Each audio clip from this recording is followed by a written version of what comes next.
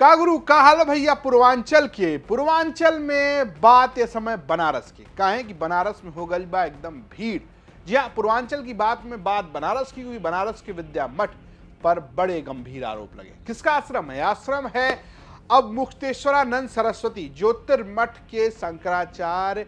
अब मुक्तेश्वरानंद सरस्वती बनारस के विद्या मठ में रहते हैं, ये उनका आश्रम है। आरोप क्या है? आरोप लगाया आशुतोष महाराज ने, कहा है कि इस आश्रम के 5वें तल पे एक शीश महल है। इस शीश महल में स्विमिंग पूल है, जहां पर छोटे बच्चों के साथ, नाबालिग बच्चों के साथ यौन अपराध किए जाते हैं। और आरोप सीधा सीधा शंकराचार्य के ऊपर है। प्रयागराज में ADJ rape and POCSO court के आदेश के बाद झूसी थाने में अब मुक्तेश्वरानंद सरस्वती के खिलाफ एक मामला भी दर्ज किया गया और इसकी याचिकाकर्ता आशुतोष महाराज हैं। ये सब बवाल चल रहा है, लेकिन इस बीच बात यह है कि एक और शंकराचार्य ने दूसरे शंकराचार्य यानी कि अब मुक्तेश्वरानंद सरस्वती के समर्थन में बयान दिया है। सदानंद सरस्वती नाम तो आपने सुना होगा।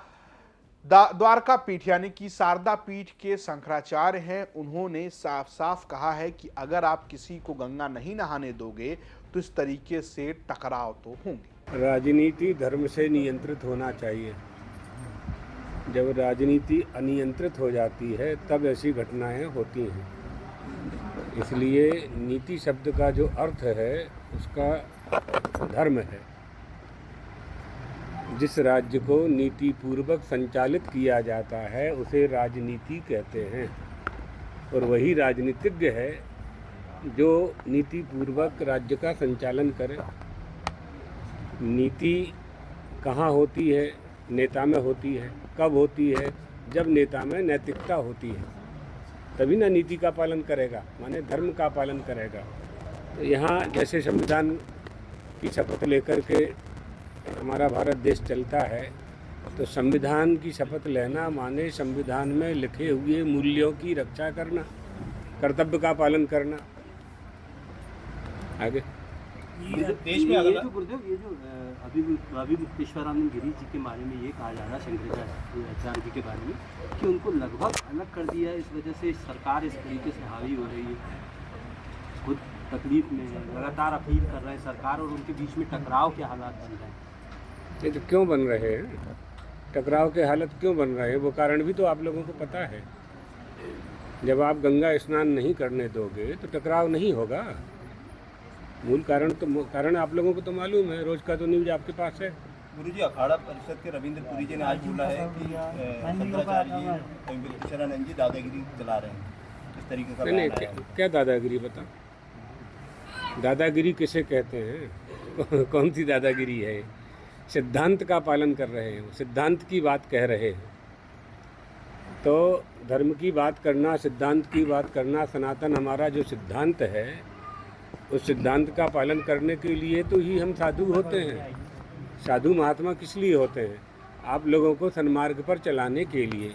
आप लोगों को हम सन्मार्ग पर कब चलाएंगे? जब स्वयं सिद्धांत का पालन करेंगे। तो सनातन सिद्धांत क्या है ये समझना पड़ेगा।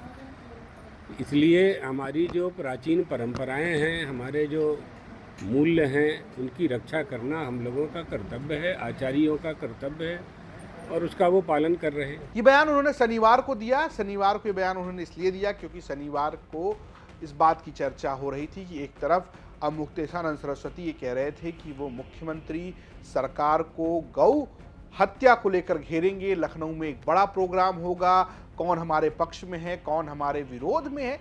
यही सवाल जब दूसरे शंकराचार्य से पूछा गया तो उन्होंने कहा कि अगर आप किसी को गंगा नहीं नहाने देंगे तो ऐसा ही होगा। क्या है ये? बात यह है कि मौनी अमावस्या के दिन शंकराचार्य अब मुक्तेश्वरानंद सरस्वती गंगा स्नान के लिए जा रहे थे, पालकी पर बैठ के जा रहे थे। आरोप यह है कि प्रशासन ने उन्हें रोका। प्रशासन कहना था कि उनके जाने से भगदड़ हो सकती थी, इस दौरान हिंसा हुई। आरोप यह है कि शंकराचार्य के बटुकों के शिखा खींची गई और उनके साथ मारपीट की। शंकराचार्य ने यहां तक आरोप लगाया कि उनको जान से मारने की कोशिश की गई। और इसके बाद से प्रयागराज से लेकर बनारस तक, पूर्वांचल से लेकर उत्तर प्रदेश तक, उत्तर प्रदेश से लेकर बाहर देश तक पूरा बवाल ठना हुआ है। और शंकराचार्य के ऊपर इस बीच एक यौन शोषण का आरोप लगा तो और चर्चाएं होने लगी। हालांकि शंकराचार्य लगातार ये कह रहे हैं कि जो यौन शोषण का आरोप लगा है उनके ऊपर, ये पुलिसिया साजिश है। पुलिस और आशुतोष महाराज मिलकर किसी और के इशारे पर ये सब कुछ कर रहे हैं। एकदम तबाही मची हुई है और राजनीति की एंट्री भी हो गई है। अखिलेश यादव ये कह रहे हैं कि भाजपा हटाओ सनातन बचाओ, तो कांग्रेस के बनारस के ही अजय राय जो माथे पर त्रिपुंड लगाते हैं कह रहे हैं कि अब भैया जमीन पर घमासान होगा, जमीन पर घेरा जाएगा। तो बनारस एक सियासत का अड्डा बनता जा रहा है। बनारस बीते कई दिनों से पूर्वांचल में सबसे चर्चित है। क्यों चर्चा में रहता है आप समझिए। एक तरफ बात होती है मणिकर्णिका घाट की, देवी अहिल्याबाई की मूर्ति की टूटने की, दूसरी तरफ दाल मंडी में दुकानें टूटने की, और फिर शंकराचार्य के आश्रम पर इतना बड़ा आरोप। और शंकराचार्य कह रहे हैं कि भाई आरोप बड़ा है, सजा भी बड़ी होनी चाहिए। जरा उन्हें भी सुन लीजिए। कि ये मामला भारत के दुर्लभतम मामलों में माने प्रवेश कर रहा है। इसमें अगर ये सच है कि शंकराचार्य ने कोई दुराचार किया है तो भी मतलब दुर्लभतम श्रेणी में है। शंकराचार्य से ये आशा मतलब सपने में भी नहीं की जा सकती है। तो इसलिए इस पर बहुत अब पूरे देश को ध्यान दे करके लड़ने की जरूरत है, क्योंकि ये बहुत बड़ा मामला बना दिया गया है। अगर ऐसा हुआ है तो फिर बहुत कड़ा, इतना कड़ा कि जितना कड़ा कुछ नहीं हो सकता, आज तक इतिहास में नहीं हुआ, उतना कड़ा दंड घोषित करना पड़ेगा, तभी ये न्याय हो सकेगा। और अगर ये झूठा है, जैसा कि है ही हमारा कहना है, तो जिन लोगों ने ये आरोप लगाया है उनके ऊपर भी कड़ा से कड़ा दंड मिलना चाहिए। अब ये मामला इस तरह का नहीं है कि कोई आया और मुकदमा कर दिया और चल गया। अब ये मामला पूरे देश का मामला है और पूरे समाज का मामला है, और इस मामले को बड़ी गहराई के साथ ट्रीट किया जाना चाहिए और विलंब किए बिना दूध का दूध और पानी का पानी होना चाहिए। प्रधानमंत्री राष्ट्रपति से कुछ महाराज जी कहना चाहेंगे? भाई प्रधानमंत्री राष्ट्रपति, उनसे हम कहें क्या उनका देश नहीं है? क्या उनके देश में इतनी बड़ी जो बात उठ गई है कि उनके देश का शंकराचार्य दुराचारी हो गया है, एक प्रश्न ये उठ गया। और दूसरा प्रश्न ये उठ गया कि शंकराचार्य जैसे निष्कलंक व्यक्ति के ऊपर इतना बड़ा कलंक लगाना कहानी बना करके, ऐसे लोग आ गए।